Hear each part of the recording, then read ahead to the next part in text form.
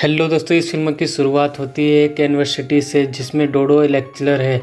इसके अपार्टमेंट में उसके पिता एल्बर्टो बेड पर लेटा हुआ है। एल्बर्टो की नर्स फॉस्टा एक एल्बर्टो की देखभाल करती है, साथ ही साथ दवाई खिलाने के साथ उसके फिजिकल लाइफ को भी पूरा करती है।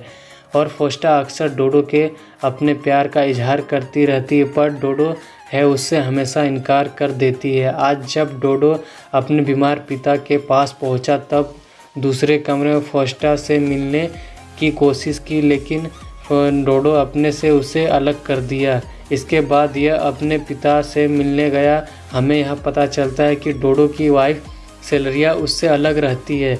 उसके पिता ने कहा, तुम्हें अपने वाइफ को संभालना नहीं आता है, तुम्हारे बिहेवियर की वजह से वह तुम्हें छोड़कर चली गई। इतने में यहाँ फॉस्टा आ गई, उसके पिता को देखभाल करने लगी। यहाँ दोनों आपत्तिजनक हालत में थे। डोडो को यह सब कुछ बहुत ही ख़राब लगा और यहाँ हमें डोडो के बातों से पता चलता है कि डोडो अपने पिता से बहुत नाराज़ है। इसकी वजह एल्बर्टो के रिश्ते अच्छे नहीं थे डोडो की माँ से। अब उसकी माँ मर चुकी है। उसकी माँ अपने पिता के अजीबोगरीब हालत से परेशान थी। एल्बर्टो कई औरतों से संबंध बनाए रखे थे। आज के डेट में वो संबंध यानी कि फॉस्टा से संबंध बना चुके हैं। बाद में डोडो अपने वाइफ को फ़ोन लगाती है, उससे अपने पास आने को कहती है, लेकिन उसका वाइफ कहती है कि वह किसी और के साथ संबंध बना चुकी है।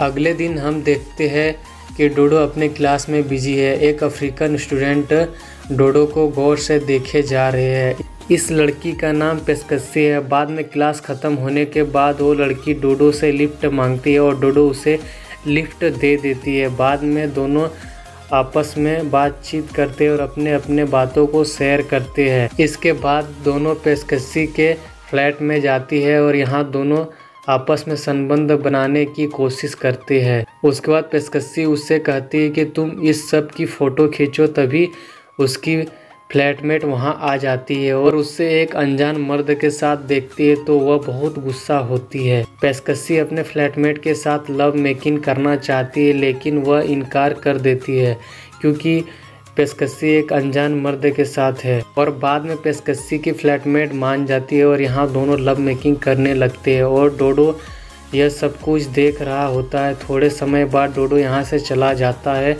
अपने रूम में, यानी कि अपने रूम में जाने के बाद अपने वाइफ के बारे में, लव के बारे में सोचते हैं कि फिर से हमें शुरुआत करना चाहिए। इसके साथ ही वह अपने पेरेंट्स का लव लाइफ भी के बारे में सोचते हैं। आज के रात जब डोडो अपने कमरे में था तब वह एल्बर्टो के कमरे से आवाज़ सुनी तो देखने की कोशिश करती है तो देखता है कि एल्बर्टो और फॉस्टा एक साथ है।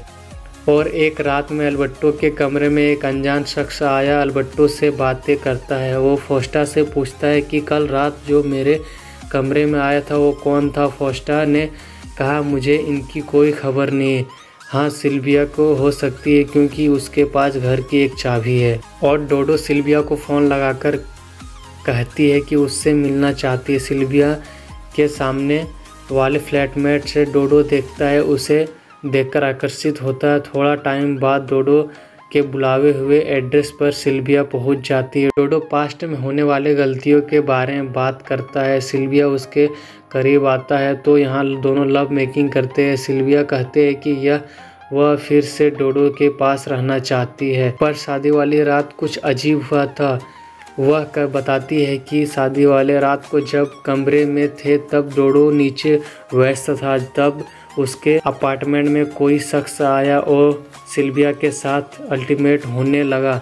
डोडो पूछता है वो कौन था। सिल्विया बताती है वह शख्स और कोई नहीं, खुद उसके पिता थे। इसके बाद वह हमेशा दोनों साथ में रहने लगते हैं।